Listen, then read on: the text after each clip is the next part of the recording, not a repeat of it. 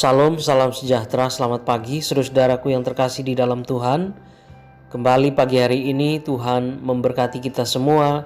Tuhan menganugerahkan kepada kita sekalian hari yang baru untuk kita jalani, untuk kita nikmati segala berkat-berkat yang telah disediakan Tuhan bagi kita sekalian hari ini. Saudara-saudara, sebelum memulai segala aktivitas kita, saya mau mengajak kita semua untuk merenungkan firman Tuhan pagi hari ini sebagai bekal bagi kita, sebagai pegangan bagi kita di dalam menjalani apapun yang perlu untuk kita kerjakan, yang perlu untuk kita selesaikan di hari ini. Mari kita berdoa terlebih dahulu.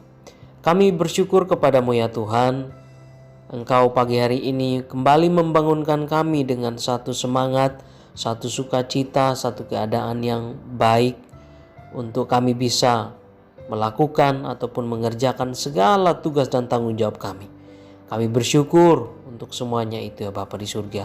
Saat ini kami mau mendengar firman Tuhan. Kiranya Tuhan menolong akan kami, memberkati akan kami semua. Terima kasih, di dalam nama Tuhan Yesus kami berdoa. Amin. Bacaan kita pagi hari ini terambil di dalam Daniel pasal 3 ayat 1 sampai dengan ayat yang ke-30. Silahkan Bapak Ibu membacanya setelah mendengar renungan pagi hari ini. Saudara-saudaraku yang terkasih di dalam Tuhan, kesetiaan akhir-akhir ini menjadi sikap hidup yang langka. Media massa mempertontonkan betapa seringnya orang, khususnya para figur publik misalnya, mereka melakukan kawin cerai yang disebabkan oleh ketidaksetiaan salah satu pasangan. Masalah setia atau tidak setia tidak hanya menyangkut hubungan antara manusia. Hubungan antara manusia dengan Tuhan juga kadang diwarnai ketidaksetiaan. Kadang hati manusia mendua ketika pilihan mereka bertentangan dengan kehendak Tuhan. Ketidaksetiaan manusia cenderung diwarnai oleh pilihan untuk berani berbeda dengan nilai-nilai dunia ini. Nah, saudara-saudaraku yang terkasih dalam Tuhan, Kitab Daniel ditulis sekitar tahun 167 sebelum Masehi atau sebelum kedatangan Kristus. Ketika itu umat Israel mendapat tekanan luar biasa berat. Salah satunya adalah penganiayaan dan penindasan besar-besaran yang dilakukan oleh pemerintahan Raja Antiochus Epiphanes. Penulis kitab Daniel mau menghibur umat Israel dan menguatkan kepercayaan mereka kepada Tuhan dengan menggali cerita-cerita lama tentang Daniel dan kawan-kawannya. Dalam kitab Daniel digambarkan Raja Nebukadnezar membuat patung untuk disembah rakyatnya. Siapa yang tidak menyembah maka akan dicampakkan ke dalam perapian yang menyala-nyala. Yang mau ditegaskan oleh perintah itu adalah bahwa raja menyamakan dirinya dengan Tuhan. Jadi ujian kesetiaan adalah apakah Daniel dan kawan-kawannya akan setia pada Tuhan, atau demi mempertahankan kedudukan maka mereka bersedia menyembah patung itu.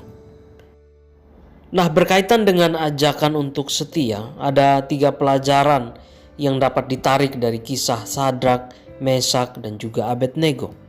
Yang pertama adalah tentang kesetiaan itu berkait dengan prinsip hidup. Hal ini ditegaskan di dalam ayat yang ke-8 sampai dengan ayat yang ke-12.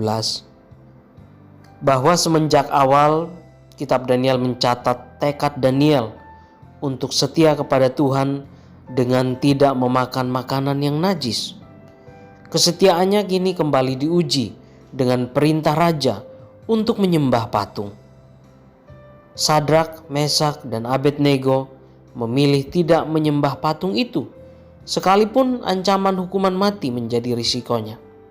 Sikap ini menunjukkan bahwa mereka adalah orang yang berprinsip.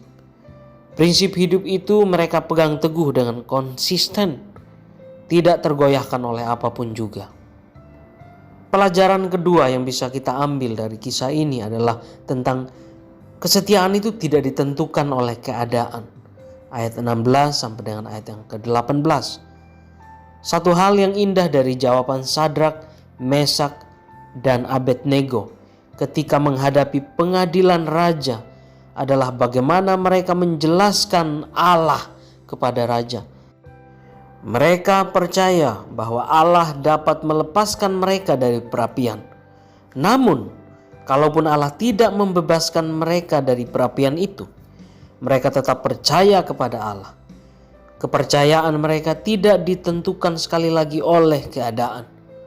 Orang pada umumnya menyembah Allah atau dewanya karena mereka menganggap kalau Allah atau dewa itu hebat dan pasti akan melakukan perbuatan-perbuatan yang fantastis untuk menolong mereka. Jika Allah atau dewa itu tidak dapat melakukan apa yang mereka harapkan, maka mereka akan mencari Allah atau dewa lainnya. Sikap semacam ini tidak ada pada diri Sadrak, Mesak, dan Abednego.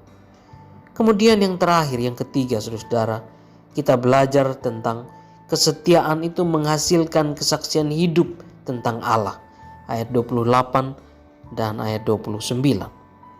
Pada akhirnya saudara, Sadrak, Mesak, dan Abednego dimasukkan ke dalam perapian yang super panas. Namun mereka tidak terbakar sama sekali.